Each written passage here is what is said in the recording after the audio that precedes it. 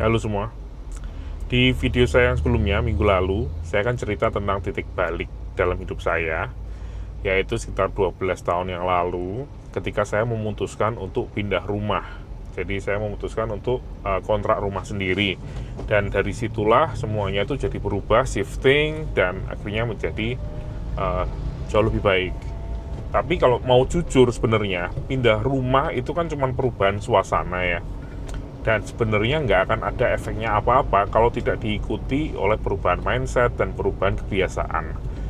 Dan di video ini saya mau cerita sedikit lebih dalam ya tentang kebiasaan apa saja yang saya lakukan ketika saya memulai mungkin di tahun awal, beberapa tahun awal, sehingga mindset ini yang akhirnya menurut saya bisa mengubah jalur hidup saya ke arah yang lebih baik. Oke, yang pertama adalah masalah tracking ya. Tracking di sini adalah tracking antara input dan output. Saya adalah orang yang percaya bahwa effort itu tidak akan mengkhianati kita. Dan cara saya untuk nge-tracking inputnya itu adalah dengan jam. Berapa jam waktu yang saya habiskan untuk kerja. Dan outputnya tentu saja uang. Jadi saya trackingnya sangat mudah sekali. Hari ini saya kerja berapa jam dan saya dapat berapa jam. Tentunya kalau kita tracking hasil uang kan nggak setiap hari dapat duit ya. Saya waktu itu ngitungnya itu adalah per minggu. Jadi seminggu saya dapat uang berapa rupiah. Saya catat. Dan nantinya kan di tiap bulan itu kan ada, kadang ada 4 minggu, ada 5 minggu. Dan saya rekap di akhir bulan. Dan setelah setahun itu saya rekap semua. Jadi per 6 bulan saya rekap, per tahun juga saya rekap. Kalau ada yang pernah lihat foto saya, profile picture saya yang lama, di belakang profile picture itu ada whiteboard, ada papan tulis. Ya disitulah saya mencatat semuanya. Saya sampai malu kalau ada teman saya yang datang ke rumah atau nginep ke rumah gitu ya untuk ya namanya Jolan, teman SMA misalnya lagi main ke Semarang, saya sampai sembunyiin papan tulisnya biar gak kelihatan sama orang lain gitu ya. Atau saya hapus dan saya foto. Saya juga pernah ngelakuin itu. Saya foto dulu terus saya hapus, setelah teman saya pulang baru saya tulis lagi. Selain dari whiteboard itu juga saya tulis juga di loose leaf. Saya juga ada trackingnya di loose leaf juga. Saya benar-benar semuanya saya tracking deh. Dan itu yang jadi pedoman saya untuk tahu apakah yang saya kerjakan itu sesuai dengan hasil yang saya harapkan. Simple banget. Sehari kerja berapa jam, hasilnya tambah bagus atau tambah jelek gitu ya. Artinya kalau tambah jelek berarti yang saya kerjakan saya review berarti nggak bagus, nggak jalan. Kalau ternyata yang saya kerjakan itu berhasil, hasilnya banyak, berarti ya itu yang saya fokuskan. Yang kedua ini lebih ke mindset sih, tentang waktu juga sebenarnya. Jadi ada satu mantra yang saya sering ngomong sendiri di dalam hati. Sampai sekarang pun kadang saya masih ngomongin mantra ini ya, kadang-kadang. Apalagi kalau dikejar deadline dan sebagainya. Mantra yang saya bilang itu adalah you have all the time in the world. Jadi saya punya semua waktu yang ada.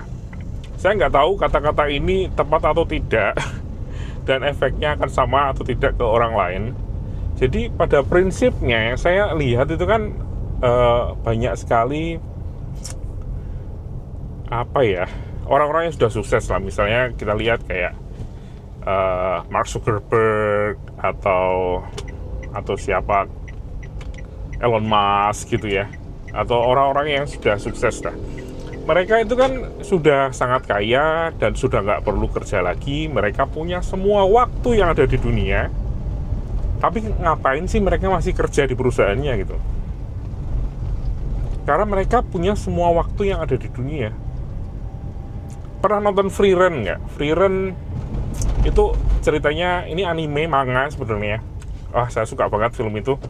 Di Netflix tuh saya tonton beberapa kali. Saya bahkan beli manganya semua komplit sampai seri volume 14 ya terakhir, dan sayang sekali kayaknya hiatus ya, jadi nggak tahu akan lanjut lagi atau enggak dan lanjutnya kapan.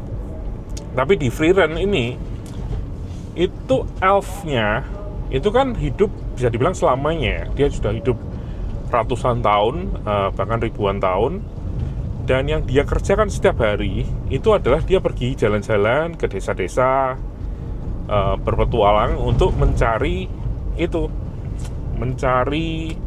sihir-sihir unik gitu dari setiap tempat. Ngapain sih dia melakukan itu? Karena dia punya semua waktu yang ada di dunia. Karena pada akhirnya waktu itu cuman waktu yang kita punya, dan kita bisa menghabiskan waktu itu untuk apapun gitu. Itu aja sih dua. Mungkin ada satu tambahan lagi, yaitu tentang game mentality. Menurut saya ini ya penting-penting enggak, tapi mungkin penting ya. Game mentality itu saya bilangnya itu kayak kita main RPG, kayak main game. Kita kan kalau main game itu kan nggak mungkin kita ada di satu tempat terus diem aja kan.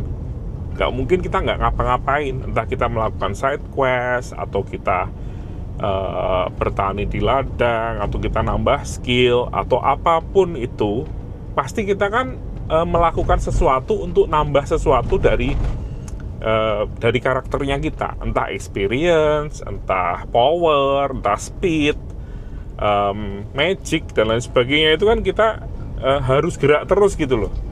Dan itu kadang yang kadang mungkin nggak banyak yang bisa memahami itu ketika nggak pernah main game mungkin.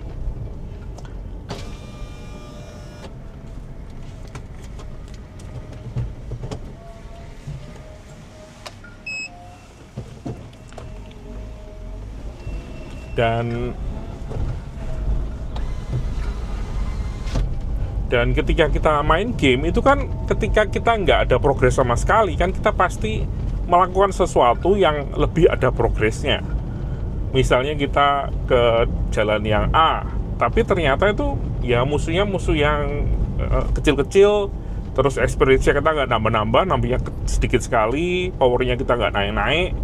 Kita kan pasti akan coba cari jalan yang lebih susah, yang lebih sulit, yang musuhnya lebih gede, dan powernya kita bisa naik walaupun kita kadang kalah gitu. Jadi itu yang menurut saya penting sih. Ya penting sih, kayaknya penting ya untuk dimengerti. Jadi kalau kita melakukan sesuatu tapi nggak ada hasilnya, stop langsung dan ganti haluan. Rachel, all this, it's not me. It's inside. I am more.